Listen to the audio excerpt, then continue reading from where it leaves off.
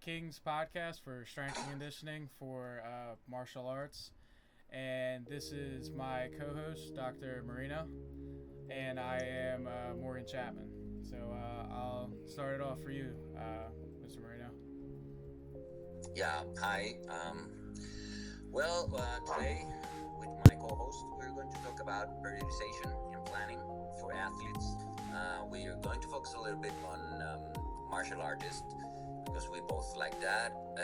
But first, we need to define certain concepts about periodization, what it is, and how it's divided. So basically, periodization is a method of developing a short or long-term planning of exercises to enhance or improve the performance of the athlete, in this case, the martial artist. Um, Basically, we can divide the training plan into certain units, which they will be workouts. That's the workout of the day, the exercises of the day, and you can either on that day do different kinds of things. Then you can put it into a microcycle, which basically is the term of 1 week. So how you plan 1 week is a microcycle, and then you can increase that into 3 weeks. That would be a mesocycle, and you can do like a mesocycle much more weeks. Then we're going to talk about that, and then a macrocycle, which can be 12 weeks, 1 year, 2, 3, 4 year macrocycle. Basically, that's first definition about that. Um, I don't know if Morgan, you want to add something there. Yeah, totally. So like I can give a couple examples. So like when we're doing like a microcycle, that just means like week one of going into like the workout program. So like a good periodization programming that we will talk about into get into is called like daily undulating model, and that deals with like going into microcycles in season. So doing a microcycle with this type of periodization model, basically saying however the athlete feels, especially in this type of sport. We always have to go off of how he feels because this is a heavy combated sport. So being able to understand like if he's feeling like pretty good this week, then we can adjust that microcycle and he can be well rested and recovered from the training. And then if the 1 week he's like feeling pretty beat up from after the fight, we can definitely change up the microcycle and be able to adjust his programming and make sure that he is recovering in the next couple of microcycles. Then that would lead into your whole macro cycle, mesocycle, which would be your 3 to 4 weeks. So then that can be adjusted going into, say, like he's training for a fight. That's, I want to say, either like 2 months out. You could do two mesocycles, which is basically 6 weeks or 8 weeks, basically giving you at least 2 months. And then if we're really looking into it, a whole macro cycle, that's just being the year, being able to plan out, say like we have a fight in September and then the next fight is probably later on in July, then we can definitely be able to use all those types of models and put into one of them. Yeah, especially on martial arts sports, much more on not college wrestling, because I guess in college wrestling they will have like a season for that because they're in college. But when you're dealing with is either amateur fighters like Kyokushin karate fighters or MMA amateur fighters or kickboxing, whatever. Yeah, it's basically, hey, there's a tournament in 2 months. You want to go in? So we don't have that amount, that much time. So periodization, which is the method of planning um, the exercises, that it has different types, which we're going to talk later. That allows the performance to increase and be ready for the fight actually, and not be overtrained, which is a very important thing. In every athlete is not overtraining, and certain methods allows that better than others. So I wanted to talk also like what would you do when this first athlete calls you, hey Morgan, Um, I have a fight like in 6 months, and I want to start training with you. Can you help me out? So what would you do when I first came to your gym or contact you? What would you do with me? So yeah, totally. So probably the first thing I would do, the first thing I would ask you is like, how long have you been training with weight training? Because that plays a massive role. As if someone who's been training, say like they want this fight's coming up in 6 months, like you said, and say like they've been lifting for about 10 to 12 years, they're a pretty well advanced athlete in training. So like with this meaning is their rest times don't have to be as long as someone who is a beginner because their body is like adapted, they're ready to go, their nervous system is adapted to a lot of the heavy lifting. But if I have a beginner athlete that comes in and they say, yeah, I really only been in the gym a couple months, the first thing I would do is even with the advanced athlete as well, like any athlete of any level, take them into a mobility assessment, because when going into this type of mobility assessment, a great one is the overhead back squat from the FMS standard. Basically, determining 1 through 3, 3 getting the best, meaning you're really good at that. That we, so the FMS testing basically puts together a certain amount of points, and if you fall below the certain amount of points, it can determine saying like, hey, you are high risk to injury because of overactive and underactive muscles that we have in there. So going into the mobility test for these kind of athletes, one I would do is the overhead back squat, because if I see a lot of your heels rising up when you're squatting up, or your chest is leaning forward a lot, this can definitely determine that you have, your dorsiflexion isn't well, your chest is falling forward. This means, your core is not able to hold upright. And what we can change for that athlete is by putting some wedges underneath his heels.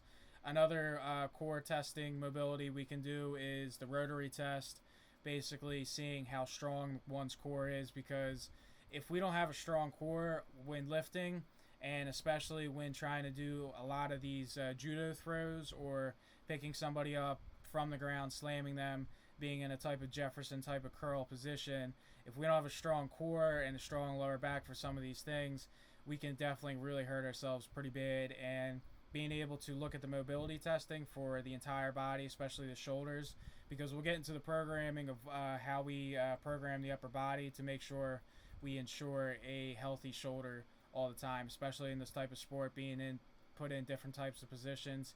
Hands may be overhead, your hand may be locked, or your shoulder may be in a tight, weird position. But being able to make sure we have a strong rotator cuff as well in the shoulder girdle, that plays a huge role as well, because being able to push a guy up, and then I also have one arm stabilizing on the ground, being able to have that upper body stabilization, same with the lower body, is a key role when lifting, and especially in this type of sport. So I would definitely take them through a mobility testing first. And if they're a beginner athlete, I really want to stress upon like just doing about, if it's we're in the series A, the beginnings back squat, I may do starting off 3 sets. We'll start off doing maybe 20 reps with slow tempo and at least a big rest period of time. The reason for this is because when we have this beginner athlete, we want to make sure they have their technique down and everything. And when they do start getting new more and they are getting stronger, they are increasing more motor units.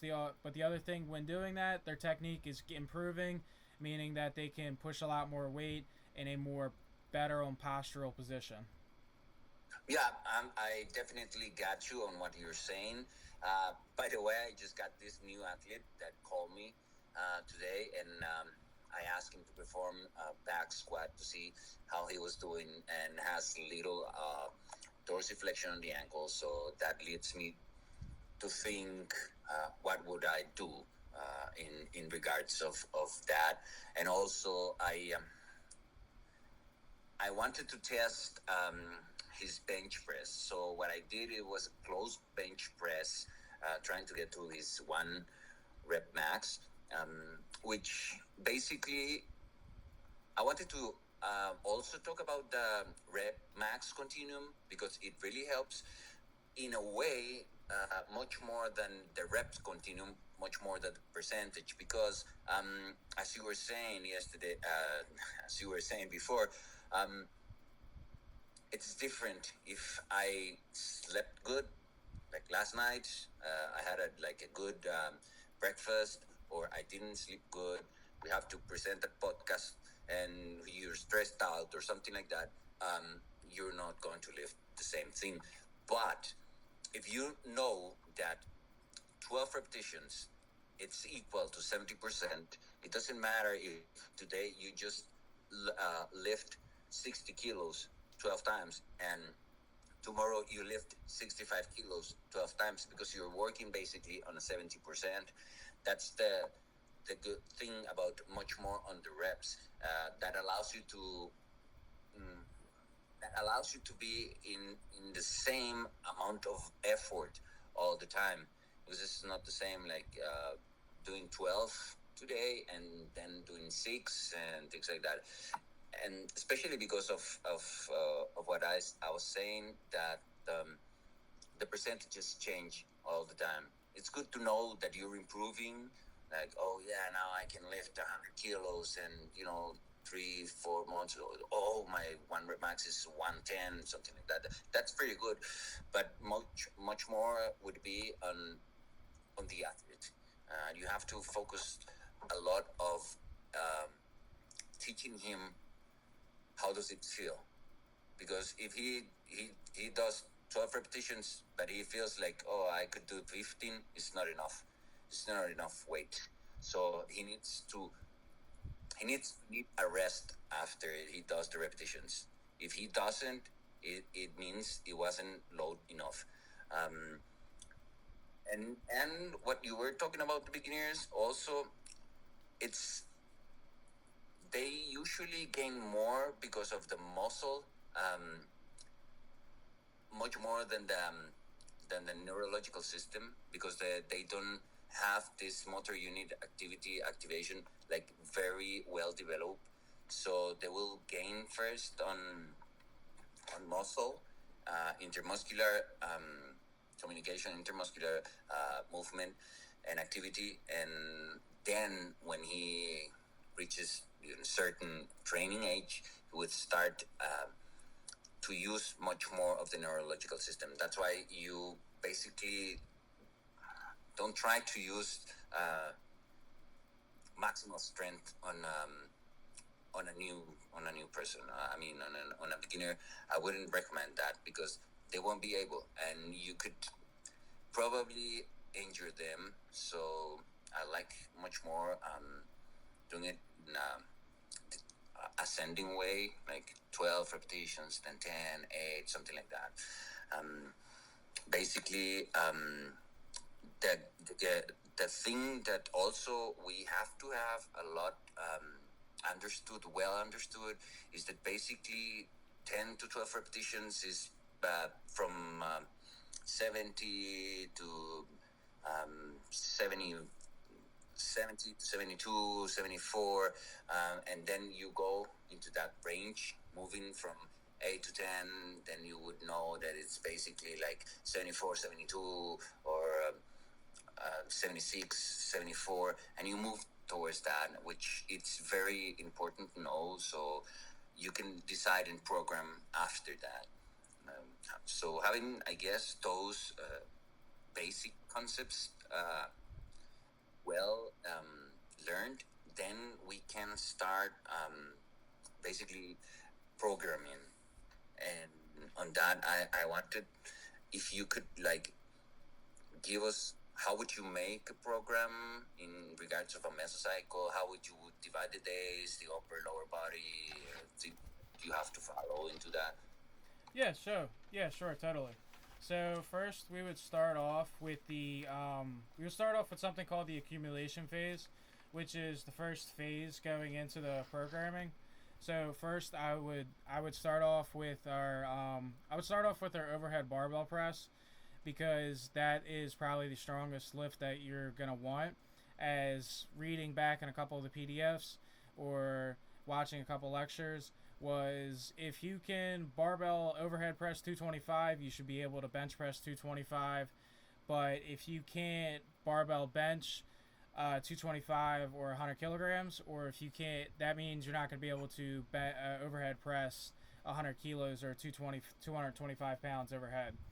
So starting off, I'd start off with the barbell overhead press, and then I would go into chin-ups, and then after that, so that'll be our A series. So our A series is our type of complex, more stressed upon type of loads. We kind of call them like mother loads, like these this your A series is probably going to take you at least 25 to 30 minutes of the workout.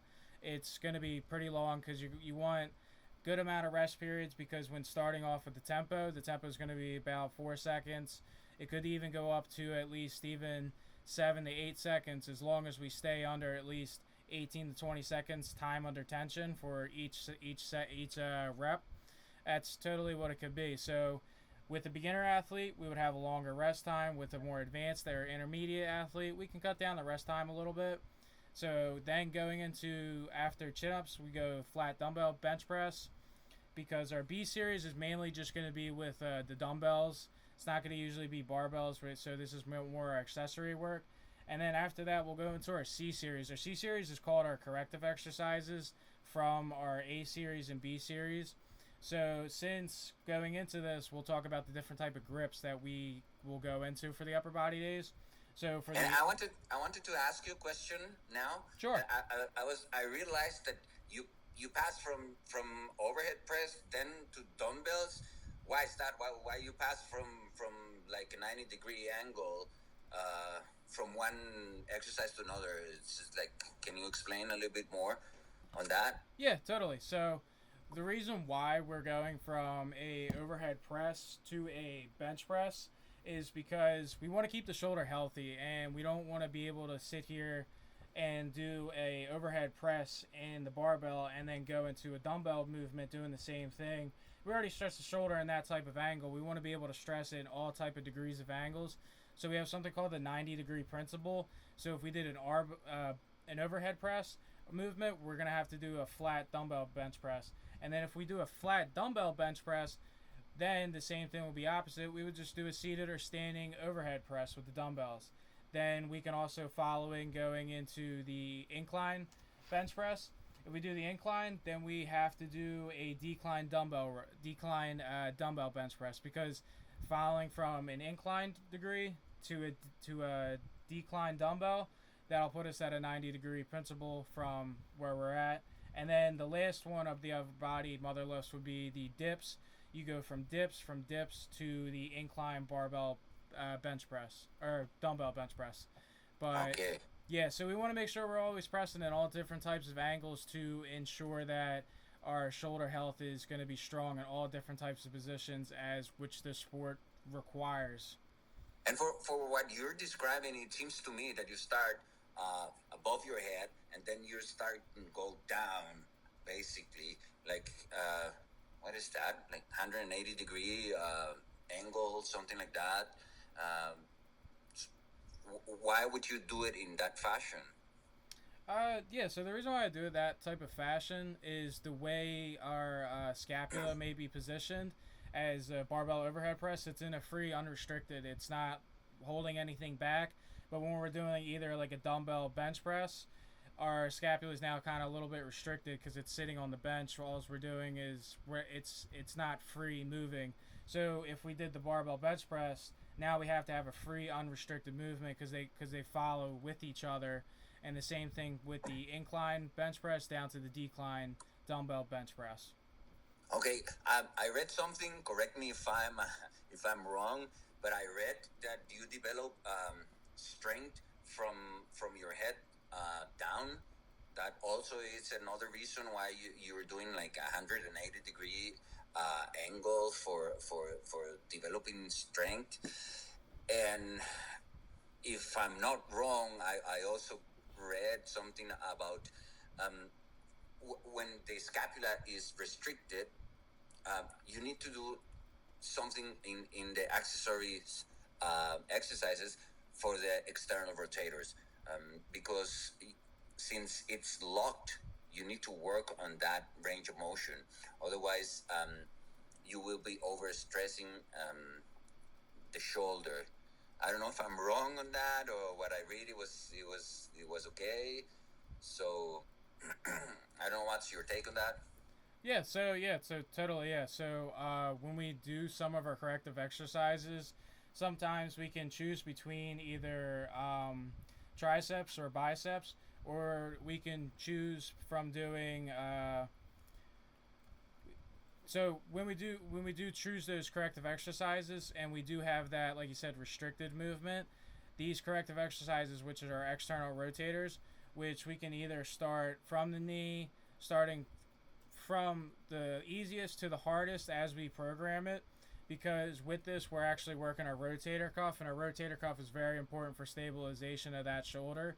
And if we have no stabilization in the shoulder, we're not going to be able to improve a lot of these heavy pressing movements, because we're going to be lacking those little muscles that are in the rotator cuff itself. So doing those corrective exercises for the scapula itself and the glenohumeral joint itself is great for a lot of these heavy pressing movements, as we need the stabilizers for these movements. Okay, I got you. And you said something about the grips. So I mean, if I can do, if I do like a overhead press, can I do a pronated chin up, or you do it in a different way or position, or I Yeah, don't. so totally. So when going into the different type of grips, we want to, so we have our pronated, supinated, and neutral. So neutral will just be this type of pressing movement. Supinated would be palms up, so just rowing up like that, and then pronated is palms facing down. So since the barbell overhead press, we're in a pronated grip. The next grip we would choose is a supinated grip. So then, following with this type of grip, we don't want to do, since we've done a pronated grip and a supinated grip, our type of rowing movement in the type of B series determines that from the pull up and the overhead press itself. From there, we would just do a neutral grip, and this type of rowing movement could be a dumbbell one arm row, an arc row, or out to the side type of row. But this is going to be a more of a neutral type of grip, and we want to be able to spread out the more neutral type of grips when pulling and pressing as well. The reason why is because putting your grip in a neutral position, it's really healthy for the shoulder itself and the scapula, the way it arcs up and rotates. The shoulder really likes being in more of a neutral position more than a supinated and pronated. And when going into the type of grips, we can also go into the how wide it can go as well. So when doing the pull-ups, the you can go as wide, you can go more than shoulder width apart for the pronated and neutral. But the supinated grip is the one where we can only do close grip or just shoulder width apart itself. Yeah, it would be Yeah, impossible to do it. yeah, it's just not like biomechanically really the best to do in that type of position. So we usually just keep that one just shoulder width or close grip itself. So when doing grips, we want to make sure we spread out the neutral type of grips. We don't want them to be on the same day. We want to be able to spread them out. And when programming, it's kind of a cross elimination process of if I use the pronated grip in my A series, and then the A2 is going to be a supinated. The only one it kind of leaves you left to do is a neutral type of grip. So then you hit all three different type of grips for the forearm itself. And we could go into one thing with programming is with some of the corrective exercises is forearms itself. As we get stronger forearms and stronger grips, our body can now understand like, hey, I got more motor units. I trust it more that we can pull or press a little bit more now that my grip is a little bit stronger. And same with the neck. As training the neck with this type of sport, we can prevent some type of concussions. Not all, but we can try our very best with strengthening all different types of muscles in the neck. As having a strong neck in this type of sport is being able to take these punches and blows to the head are very important when training. Yeah, I wanted to expand on that also because I'm a doctor and I work in a trauma hospital, and I've seen a lot of patients. Basically, they really got into trouble because they don't have a strong neck. When they crash their cars, it's they do this movement, which is basically the same movement you do when you've been hit with a punch or a kick.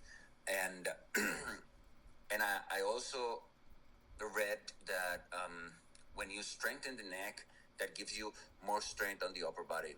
So for me, on on a martial art athlete, I would like to develop much more of the strength accessories than the biceps. Um, and I'm gonna tell you something. It's because one time happened to me that I start training biceps. Like I wanted to look big, and then I was fighting, and the jabs were easily coming in, and I didn't know why was this. I'm getting hit too easily, and I realized I couldn't touch my own shoulder. So for somebody that needs to have their guard up, having too much of a bicep could injure.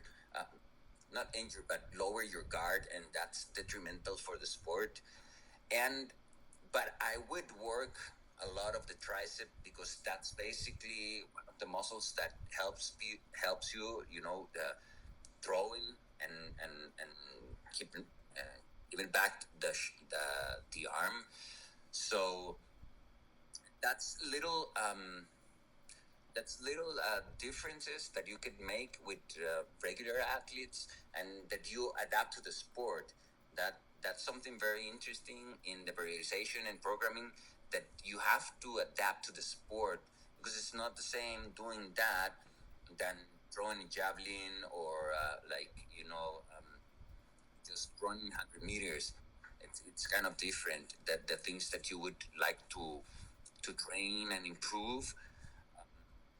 And also, I wanted to talk about. Let's go into the lower body. If you want to talk about lower body, also Yeah. programming and rules, regulations, whatever, of the lower body. Yeah, so it's a couple type of rules when we're doing when we're programming itself. So our A series, if we have 3 sets, then the B series we can't really go. We can either equal the sets or we can go below the sets. We can't go anything more. So if it's 3 sets of 10 for the A series of back squat, then the B series either has to be 3 sets of 12 or 10, but it cannot go over like 4 sets of 10, because then we're breaking a couple programming rules. So when going into the lower body, we can start off with the regular back squat, and then from the back squat, that's our A series, and then we'll go into a split squat variation. So this is your back squat, so you're squatting one session, so we'll call it squatting one. So then we'll do the lying down hamstring curls. And the reason why we start with lying down hamstring curls is it's the most easiest. So when we're starting out in the program, we want to start easy and then slowly getting into a little bit more advanced types of pulling movements for the hamstrings. One thing you can do for the hamstrings is you can break a little bit of a rule, as we want to stay either equal to the sets and reps, but for the hamstrings, they're a fast twitch type of fiber muscle. So we don't want to really do like 3 sets of 10 to 12. We can do 3 sets of 6, nothing, anything more. 3 sets of 6 to 8, because they're more of a fast twitch type of fiber of a muscle.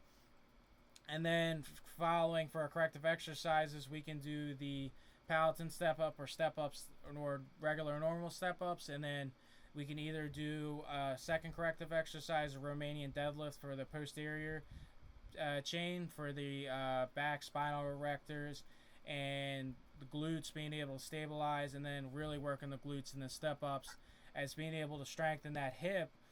That means we can save a lot of knee injuries with tendonitis, anything of the knee valgus or varus coming in, and then especially strengthen the ankle, doing a lot of unilateral work itself. And then another rule we can break with the programming is the front squat and the deadlift. It's a heavy neurological type of lift, so we'll only do about 6 or less reps if we're an intermediate or advanced athlete. If we're a beginner athlete, we can totally do a lot more reps, because we need to get that technique down as best as possible. So if we do a front squat, the next training session, Then we can do a deadlift regression, as we need to do a deadlift regression. So then we do that. It's either you can use a trap bar from high handles, not the low handles. We're going to do the high handles. We can do a deadlift from the pins in a sumo conventional type of stance. And then if we do it to back squat day 2, which is the second back squat, squat number 2, we would go into a squat regression instead of a split squat variation, going into either hack squat, belt squat, cyclist squat, any of those, and we would go into that type of regression. And then the fourth day for training, going into the intensification phase, we would just do deadlift. It could be conventional sumo or trap bar with the low handles, and then we would just go into another split squat variation. So we kind of, in the accumulation and intensification phase, we're at least doing a split squat variation, and we're at least doing a type of regression, either if it's a deadlift or a squat regression. So we have that both in there as well, and we're always doing a corrective exercise. The only difference for the intensification phase for the last squat day, we either do a strongman type of corrective exercise, or we're working the abs. As being, I personally think strongman would be the best, because they're able to do something like a suitcase carry, being able to challenge the body to stay upright and not fall over to that type of side of the weight. That will really help us with a lot of our back squats, front squats, and deadlifts, being able to do those type of explosive type of movements, and then being able to translate that into the sport itself, being able to pick somebody up if someone's on your back, being able to squat up from them, or being able to just use your legs is really powerful when doing any type of judo type of style of throws. Okay, yeah, I remember something else too. So when you're doing basically the days of front squat and back squat, you pair that on the C series with, well, as you said, with one core exercise and a calf exercise, and it's very important here to notice that the calf have basically three muscles. You know, it's the gastrocnemius, which it has two heads, and the soleus, which goes in the middle. And it's kind of interesting because gastrocnemius are going to be much more fast twitch fibers, but the soleus is much more a slow twitch fiber. So what would I do with that? I guess on the accumulation phase, I would do a seated calf raise, because that allows me to do much more repetitions, and also would be in pair of the rules, because you would do like, you would come from less sets, increase repetitions. So that would allow you to increase volume and work that slow twitch fibers, and then you would go into the fast twitch fibers for the intensification phase.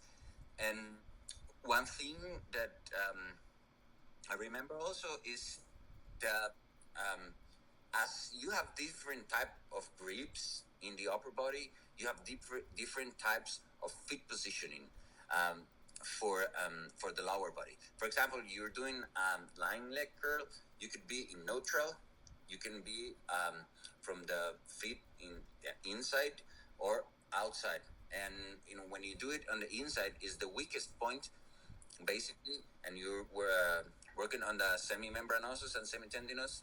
And if you do it in a neutral position, you work much more of the quadriceps, and then on the outside position, you work also on the vastus lateralis and the semimembranous. Yes. So that's really important to know that you can also vary that in order to hit all the muscles involved in flexion movement. And one thing also that I wanted to ask you, what do you feel about searcher squat? Is that like a core exercise, or would you put it also in the squat 2 day? I would say kind of like researcher. I would kind of honestly put it as a little bit as a type of. I would say it's a bit of a regression, and kind of put it as a front squat variation as itself. As it, anything we kind of put in front of our body, our body's going to be very taxing of trying to keep it upright of itself. As a back squat, we're kind of like putting it on the spine in a nice neutral position, but the front squat we got to really hold that weight up, and same with the Zercher squat, as if not, we'll hunch forward and fall over, and then we'll really start shearing a lot of actual load on that lumbar spine, as we really do not want that to happen for our athlete. Okay, okay. So in any case, if you would program the searcher squat, you would do it in an intensification phase because you would have like back squat and you need something to strengthen the core and the the front part of your body, and then you will have the deadlift, which really works on your lower back. So I don't know what you think about that. That's something that came up to my mind. Because I've always seen that the searcher squat is a really heavy movement, but I don't know how would you put it in what category. No, yeah, I would definitely throw that probably for our more advanced and intermediate athletes, because after we start doing the basics, after the basics are kind of done for a little bit, now that they're starting to become more of like an intermediate or advanced athlete, then we can really start throwing in some different type of barbell movements or even different types of bars, like Hamer bars, safety squat bar, all different type of stuff like that for our more intermediate and advanced athletes, and then we can really throw in some crazy type of exercises for them as well with the barbell movements. Okay, yeah, sure. Um, there's another thing I wanted to talk also, which we already defined that the A series is basically the main movement that you're going to program from A series to the rest, to the other exercises. So as far as the A series in accumulation phase, I remember you can go from 3 sets. Is it 3 sets? 10, 10. It's too much for a beginner at least. On the A series, yeah, you can go from that. And as far as I remember, you can go from 120 seconds to 180, and on intensification is 180 to 300, something like that. So you have that into account because, of course, when you go into intensification, you would raise up the intensity, and you keep certain amount of reps that allows you to increase the reps on the other exercises. You're not going.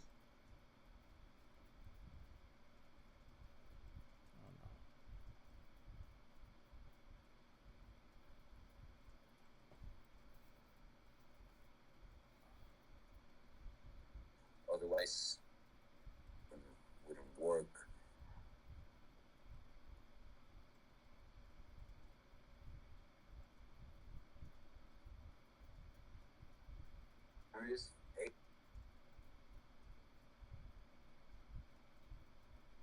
Yes, more repetition, less rest time.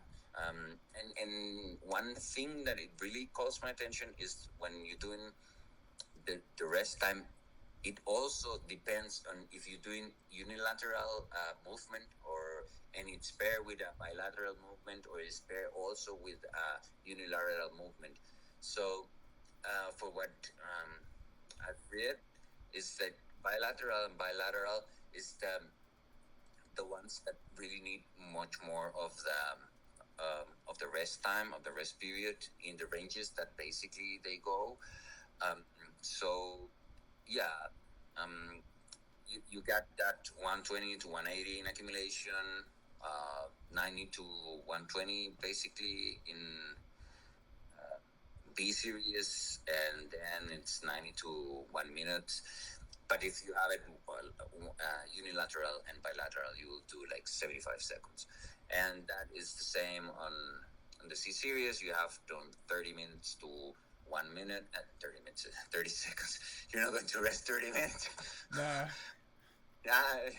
I don't think so, especially on the C series. So yeah, it's 30 seconds to 1 minute. But if you work bilateral and unilateral, you will do 45 seconds. It's only if you do bilateral and bilateral exercises that you do 60 seconds. I guess, I don't know if you want to add something, if we're missing something on this podcast of programming. No. Honestly, I think we talked about we hit everything. I think going into the injury prevention, been able to define all our micro, macro, and mesocycles all together, and especially going into the different type of intensification and accumulation type of models in each programming. I think we hit everything, man. Okay, that's awesome. So I guess that would be the podcast that we did today. Thank you to my co-host here, Morgan, and I'm Mariano. And so see you in the next